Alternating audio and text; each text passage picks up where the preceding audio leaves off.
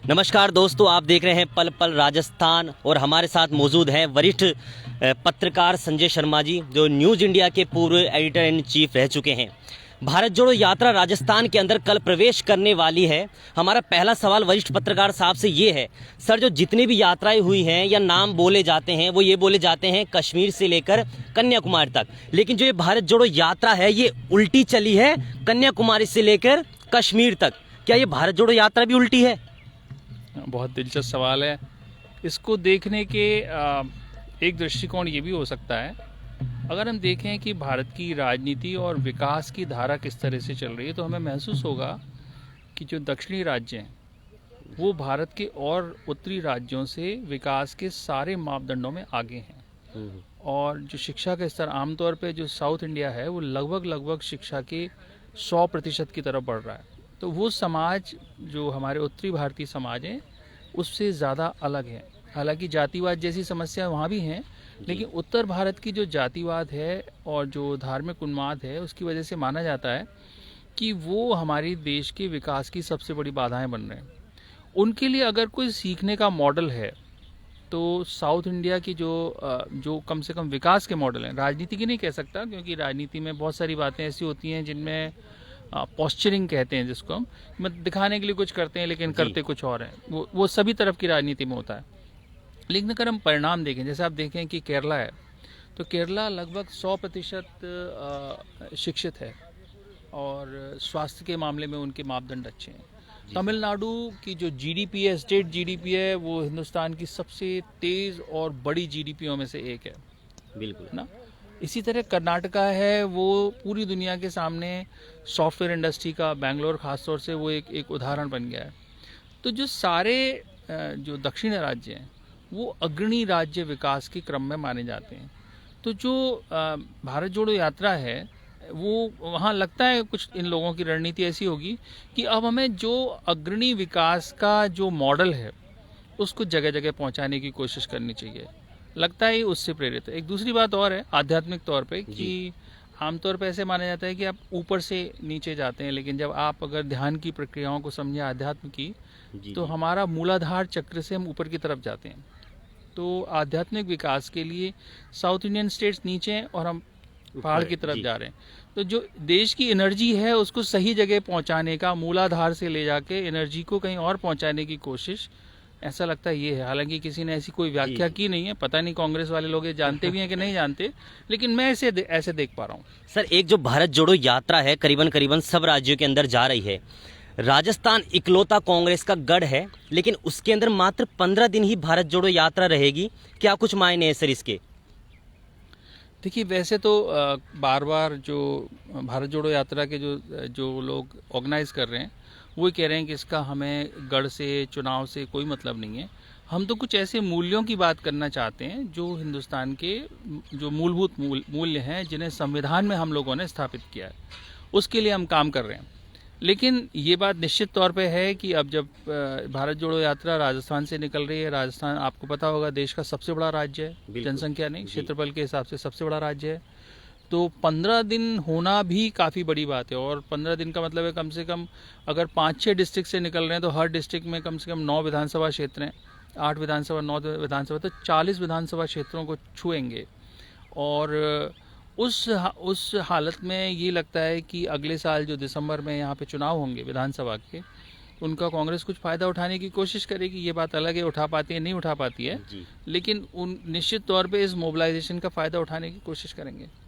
Sir, Bharat जोड़ो यात्रा से पहले जन आक्रोश यात्रा निकाली गई बीजेपी द्वारा, जहां पर जेपी नड्डा राष्ट्रीय अध्यक्ष बीजेपी के वो यहां पर आए, उन्होंने जनसभा करी दशहरा मैदान के अंदर, लेकिन कई भी कुर्सियां वहां पर खाली रही, सैकड़ों कुर्सियां खाली रही। क्या कुछ इसके कारण है? क्या भारत जोड़ो यात्रा से दिलचस्पी है लोगों की, या बीजेपी से नहीं है जन आक्रोश यात्रा से लेकर, या फिर किसी और की ये चाल है? क्या कुछ समझते हैं सर इस बारे में? देखिए, कुर्सियां खाली होना मैं इतना बड़ा संकेत तो इसे नहीं मानता, लेकिन एक हमें ये लगता है कि कहीं ना कहीं उन लोगों को अपनी जिस तरह से उनको ऑर्गेनाइज करना था उसमें कमी रही है। और कमी रहने में ये बात तो जग जाहिर है कि भारतीय जनता पार्टी में जो यहाँ की सबसे जो जनता के बीच में पॉपुलर लीडर हैं वसुंधरा राजे, उनको पब्लिक के बीच में मैसेज जा रहा है कि उनको इग्नोर किया जा रहा है, और अगर उनको इग्नोर किया जाता है और अगर बीजेपी जीतती भी है तो शायद उन्हें किनारा किया जाए। लेकिन वसुंधरा राजे की अपनी जो पॉपुलैरिटी है या जैसा उनका बेस है, ये संभव है कि वसुंधरा राजे अगर बहुत इंटरेस्ट खुल के नहीं लेंगी तो यहाँ जो जनसभाएं होंगी उनमें शायद ऐसे नंबर नहीं दिखेंगे। और जो दूसरे लीडर हैं सब उभरते हुए नए लीडर हैं, लेकिन वो अभी अगर ये कहा जाए कि पूरे प्रदेश में उनकी कोई पहचान है तो नहीं है। उनके नाम हो सकते हैं, वो कोई अध्यक्ष का पद हो सकता है, वो कभी मंत्री रहे हो सकते हैं, केंद्रीय मंत्री हो सकते हैं, या इवन लोकसभा स्पीकर हो सकते हैं। ये सब अपने अपने संसद जो अपनी जो इलाका है, संसद जो क्षेत्र है आपका, लोकसभा क्षेत्र है, उस तक सीमित लोग हैं। अभी बीजेपी में भैरव सिंह शेखावत के बाद अगर कोई पूरे प्रदेश व्यापी किसी की स्वीकार्यता है तो वो वसुंधरा राजे की है। और वसुंधरा राजे अगर पूरी तरह कहीं किसी वजह से, किसी शंका की वजह से इन्वॉल्व नहीं होती हैं तो बीजेपी को ये नंबर जुटाना मुश्किल लगातार होता रह सकता है। सर, भारत जोड़ो यात्रा से पहले अशोक गहलोत और पायलट के बीच में काफ़ी खींचतान नजर आ रही थी, लेकिन जैसे ही फिर भारत जोड़ो यात्रा का पता चला कि यहाँ पर राजस्थान में आने वाली है कुछ ही दिनों के अंदर, तो ये सियासी घमासान कुछ एकजुटता में बदल गया। सर, दोनों ने आपने सेल्फियाँ भी देखी होंगी, फोटो खिंचाई है हाथ ऊपर करके, तो ये क्या भारी दिखावा है या सच में इन दोनों के बीच में सुलह हो चुकी है? और सुलह हो गई तो क्या, किस कारण को लेकर हुई होगी सर ये जो सुलह है? देखो, भारत जोड़ो यात्रा में एक बात तो तय है कि चाहे गहलोत साहब हों चाहे सचिन जी हों, दोनों की का कोई राहुल गांधी से तो विरोध नहीं है जी। उनका जो विरोध है वो आपस में एक दूसरे से, और आपस में जो उनका विरोध है वो काफ़ी गहरा है। मैं ऐसा नहीं मानता कि कोई ऊपर से काफ़ी सुलह कराने से वो उनके जो मतभेद हैं वो सीधे ख़त्म हो जाएंगे। अब तो सवाल ये रहता है कि कौन इनमें से ऐसा है जो अपने से हटके जनता के बीच ज़्यादा मैसेज ले आ पाता है और ज़्यादा उनके पॉलिसी लेवल पे लोगों को दिखा पाता है कि वो जनहितकारी है। उस नेता को जनता स्वीकार कर लेगी, और जो सिर्फ अपने तक सिमट के रह गया, अपनी बात करते रह गया, इतिहास में ऐसे बहुत उदाहरण है, वो सारे नेता निपट गए, उनको लोगों ने नहीं पूछा। आपको क्या कुछ लगता है इस यात्रा के बाद में राजस्थान में राजनीति के अंदर कुछ बड़ा बदलाव देखने को मिलेगा मुख्यमंत्री पद को लेकर? मुख्यमंत्री पद को लेकर तो तरह तरह की चर्चाएं हैं, लेकिन फिर से सवाल ये आता है कि ये दो ही नेता हैं जिनके बारे में मुख्यमंत्री की चर्चा होती है, और दोनों नेता एक दूसरे को स्वीकार कर नहीं रहे। और जहाँ तक नंबर की बात है, हाल फिलहाल नंबर गहलोत साहब के पास नज़र आते हैं, तो कोई भी पार्टी का इवन शीर्ष नेतृत्व या केंद्रीय नेतृत्व तो वो क्यों अपनी सरकार को गिराना चाहेगा या क्यों कमज़ोर करना चाहेगा? अब शीर्ष नेतृत्व तो पहले ही देख चुका है। पंजाब में जब कैप्टन अमरिंदर को हटाया उन लोगों ने, तो उसका परिणाम ये हुआ कि एक तो पार्टी बिल्कुल गर्त में चली गई, दूसरी बात उन नेताओं को भी खो बैठे जो उनके कभी हुआ करते थे। जी जी। तो मुझे नहीं लगता कि कोई बहुत ज़्यादा इंटरवेंशन का स्कोप बनता है अब, क्योंकि बचे हुए दिन भी ज़्यादा नहीं है। तो चलता हुआ लीडर है वो शायद बेहतर स्थिति में होता है, या इतना कमज़ोर चलता हुआ लीडर होता कि उसको बदला जा सकता था। गहलोत कम से कम इतने कमज़ोर नेता नहीं है कि उनको कोई ज़बरदस्ती बदल देगा। अगर मना के उनको कोई और रोल देने की कोशिश की जाए हो सकता है, लेकिन वो तो उन्होंने तो आपको नहीं लगता कि जो अशोक गहलोत है उनको अपना बड़ा दिल दिखाना चाहिए? युवाओं को लोग कह रहे हैं कि सचिन पायलट की वजह से कांग्रेस राजस्थान के अंदर आई थी, उन्हें मुख्यमंत्री बना दिया जाना चाहिए, एक बड़ी जिम्मेदारी केंद्र के अंदर ले लेनी चाहिए थी अशोक गहलोत को, लेकिन उन्होंने वो भी नहीं ली। तो कहीं ना कहीं अशोक गहलोत ने ये समझ रखा है कि मैं जब तक यहाँ राजस्थान में रहूँगा, कम से कम सचिन पायलट को तो मैं मुख्यमंत्री नहीं बनने दिया जाऊँगा। और उनके तो शब्द ही उस टाइम पे ऐसे थे, नकारा, निकम्मा, तो ये भी एक वजह हो सकती है। नहीं, देखिए, ये तो बिल्कुल तय है। आप मान के चलिए कि राजनीति में जो स्थापित हो जाता है, वो राजनीति में अगर कोई उनका घोर विरोधी हो तो उसको आसानी से तो रास्ते देगा नहीं। और इन दोनों का जो दुराव है वो काफ़ी बढ़ चुका है। तो मुझे नहीं लगता कि गहलोत साहब मतलब युवा होने के ना, हो सकता है वो किसी और युवा को चुन लें। जी जी। छोड़ते हुए ये कहते हैं चलो कोई बात नहीं, युवा का ही कोटा है, दलित का ही कोटा है, या किसी और का कोटा है तो मैं किसी और को दे दूँ, लेकिन इनको नहीं देना चाहेंगे। और ये तो राजनीति में सभी करते हैं। अगर आप देखें कि जिन लोगों से मोदी जी का विरोध रहा गुजरात की राजनीति में, आज उनके कहीं नाम नहीं है।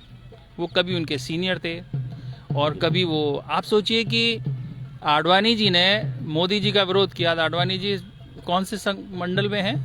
एक दिशा निर्देश कोई मंडल में है वो, और उस मंडल का कभी एक भी मीटिंग नहीं हुई है। तो ये तो आप मान के चलिए कि राजनीति में जो ताकत है वो इन सिद्धांतों पे नहीं चलती जिनका प्रचार किया जाता है। राजनीति में ताकत के हिसाब से चलती है। और वो अगर ये खुद पायलट साहब भी होते तो वो किसी को जगह नहीं देते, और कोई दूसरा तीसरा होता, कोई ये कोई गांधी जी या राम राज्य वाले तो है नहीं कि छोड़ के चल दिए, क्योंकि वैसे भी समाज बदल चुका है। अब समाज अब सत्ता के हिसाब से बहुत चलने लगा है। तो अब ये भ्रम भी लोगों में टूट रहा है कि जो त्यागी लोग हैं, आप देखिए कि त्यागी आदमी का आप जो उदाहरण दे रहे हैं, त्याग की कोशिश राहुल गांधी ने दिखाई, लोग क्या कहते हैं उनको, तुरंत क्या कह रहे थे, ये तो बिल्कुल नाकारा हैं, ये संभाल नहीं पाते। उन्होंने जिम्मेदारी ली अपनी हार की 2019 के चुनाव, बोला मैं नहीं कोई पद लूंगा। तो लोगों ने क्या कहा उनके बारे में। तो ये तो जो आर्गुमेंट है बहुत सुविधावादी हैं, जिनको जो सूट करता है वो अपनी बात कर देता है। लेकिन राजनीति सीधे सीधे मुझे तो लगता नहीं है कि, हालांकि इनडायरेक्टली आज भी गांधी परिवार कंट्रोल करता है कांग्रेस को, या तो वो ज़्यादा पॉपुलर है या कोई बात है, लेकिन मैंने कोई उदाहरण नहीं देखा। हाँ, बस मैंने एक देखा है, एक उदाहरण, जो ब्रिटिश प्राइम मिनिस्टर हैं, उन्होंने 3 महीने के अंदर ये बोल दिया मुझे जो करना था मैं नहीं कर पाई, और ये पूरी दुनिया के सामने सबसे बड़ा आदर्श है। बिल्कुल सर, कि उन्होंने कहा मुझसे जो कहा गया, जो मैं वादा करके आई नहीं कर पाई, और मैं इसलिए छोड़ना चाहती हूँ। उसकी जगह ऋषि सुनक आए। वादे तो हमारे देश में भी बहुत लोगों ने बहुत कुछ किए हैं। सर मेरा आखिरी सवाल है सर, भारत जोड़ो यात्रा से रिलेटेड ही। भारत जोड़ो जो यात्रा है वो दौसा, सवाई माधोपुर, अलवर, जहां पर गुर्जर बहुमूल्य ज्यादा है सर, गुर्जर जाति वहां पर ज्यादा निवास करती है। तो आपको नहीं लगता कि भारत जोड़ो यात्रा के अंदर सचिन पायलट के जो समर्थक हैं, गुर्जर समर्थक, वो इसका विरोध करेंगे, भारत जोड़ो यात्रा को ठेस पहुंचाने की कोशिश करेंगे? आपको लगता है कुछ ऐसा? देखो, हो भी सकता है, लेकिन इसमें बहुत बड़ा खतरा भी है। अगर कोई जाति विशेष किसी चीज़ के बारे में अपना कोई खास स्टैंड लेती है, तो उसका एक नुकसान ये होता है कि वो जाति अकेली पड़ जाती है जी। और वो अकेली पड़ने से उनके जो राजनीतिक उद्देश्य हैं उनको हानि होती है।